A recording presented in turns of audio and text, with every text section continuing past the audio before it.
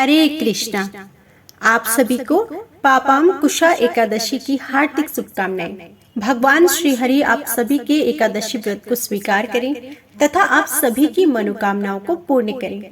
आज पापांकुशा एकादशी के अवसर पर रसपान कीजिए। पापांकुशा एकादशी की पावन व्रत कथा। पापांकुशा एकादशी नाम के अनुरूप पाप से मुक्ति प्रदान करती है। मान्यता है कि इस एकादशी का व्रत रखने से व्यक्ति के जीवन भर में किए गए सभी पापों का फल समाप्त हो जाता है। जहाँ तक कि इस दिन विधि पूर्वक भगवान विष्णु का व्रत और पूजन घर परिवार के सभी लोगों और पीढ़ियों को भी पाप कर्मों से मुक्ति प्रदान करता है। अश्विन मास के शुक्ल पक्ष की एकादशी तिथि के दिन पापांकुशा एकादशी का व्रत रखा जाता है। इस दिन व्रत पूजन में व्रत कथा और भगवान विष्णु जी की आरती का पाठ जरूर करना चाहिए। तो आइए आज सुनते हैं पापांकुशा एकादशी व्रत की पावन कथा। धर्मराज युधिष्ठिर ने जब भगवान श्री कृष्ण से इस अश्विन शुक्ल एकादशी के संबंध में पूछा था तो भगवान श्री कृष्ण ने कहा, हे युधिष्ठिर, पापों का नाश करने वाली इस एकादशी का नाम पापांकुशा एकादशी है। इस दिन मनुष्य को विधि पूर्वक भगवान पद्मनाभ की पूजा करनी चाहिए। यह एकादशी मनुष्य को मनोवांछित फल देकर स्वर्ग को प्राप्त कराने वाली है। मनुष्य को बहुत दिनों तक कठोर तपस्या से जो फल मिलता है वह फल भगवान गरुड़ ध्वज को नमस्कार करने से प्राप्त हो जाता है। जो मनुष्य अज्ञानवश उनके अनेक पाप करते हैं परंतु हरि को नमस्कार करते हैं वे नरक में नहीं जाते। भगवान विष्णु के नाम के कीर्तन मात्र से संसार के सब तीर्थों के पुण्य का फल मिल जाता है। जो मनुष्य शंख धनुषधारी भगवान विष्णु जी की शरण में जाते हैं उन्हें कभी भी यम यातना भोगनी नहीं पड़ती। जो मनुष्य वैष्णव होकर शिव की और शैव होकर विष्णु जी की निंदा करते हैं वे अवश्य ही नरकवासी होते हैं। भगवान श्री कृष्ण ने कहा, हे कुंती नंदन, अश्विन माह के शुक्ल पक्ष की एकादशी का नाम पापांकुशा एकादशी है।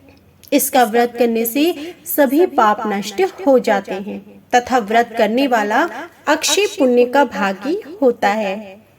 अश्विन शुक्ल एकादशी के दिन इच्छित फल की प्राप्ति के लिए भगवान विष्णु जी का पूजन करना चाहिए। इस पूजन के द्वारा मनुष्य को स्वर्ग लोक की प्राप्ति होती है।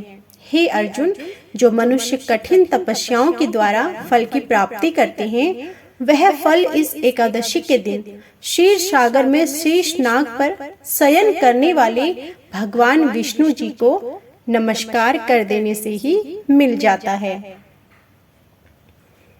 और मनुष्य को यम के दुख भी नहीं भोगने पड़ते। मनुष्य को पापों से बचने का दृढ़ संकल्प करना चाहिए। भगवान विष्णु जी का ध्यान स्मरण किसी भी रूप में सुखदायक और पापनाशक है परंतु पापांकुशा एकादशी के दिन प्रभु का स्मरण कीर्तन सभी कलेशों और पापों का शमन कर देता है।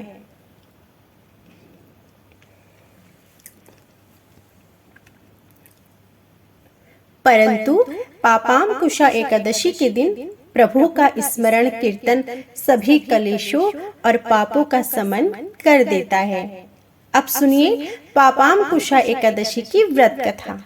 प्राचीन समय में विंध्य पर्वत पर क्रोधन नामक एक बहेलिया रहता था। वह बड़ा ही क्रूर था। उसका सारा जीवन हिंसा, लूटपाट, मद्यपान और गलत संगति पाप कर्मों में ही बीता।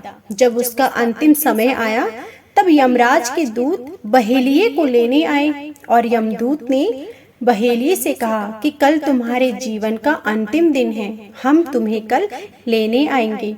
यह बात सुनकर बहेलिया बहुत भयभीत हो गया और महर्षि अंगिरा के आश्रम में जा पहुंचा और महर्षि अंगिरा के चरणों में गिरकर प्रार्थना करने लगा कि हे ऋषिवर, मैंने जीवन भर पाप कर्म ही किए हैं। कृपा कर मुझे ऐसा उपाय बताएं जिससे मेरे सारे पाप मिट जाएं और मोक्ष की प्राप्ति हो।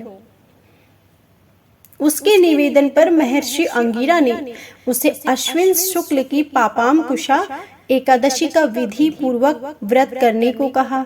महर्षि अंगिरा के कहे अनुसार उस बहेली ने यह व्रत किया और किए गए सारे पापों से छुटकारा पा लिया और इस व्रत पूजन के बल से भगवान की कृपा से वह विष्णु लोक को गया। जब यमराज के यमदूत ने इस चमत्कार को देखा तो वह बहेलिये को बिना लिए ही यमलोक को वापस लौट गए। एकादशियों को वास्तव में मोक्षदायिनी माना जाता है। भगवान श्री विष्णु जी को एकादशी तिथि अत्यंत प्रिय है, वह चाहे कृष्ण पक्ष की हो अथवा शुक्ल पक्ष की। इसी कारण एकादशी के दिन व्रत करने वाले भक्तों पर प्रभु की अपार कृपा दृष्टि बनी रहती है।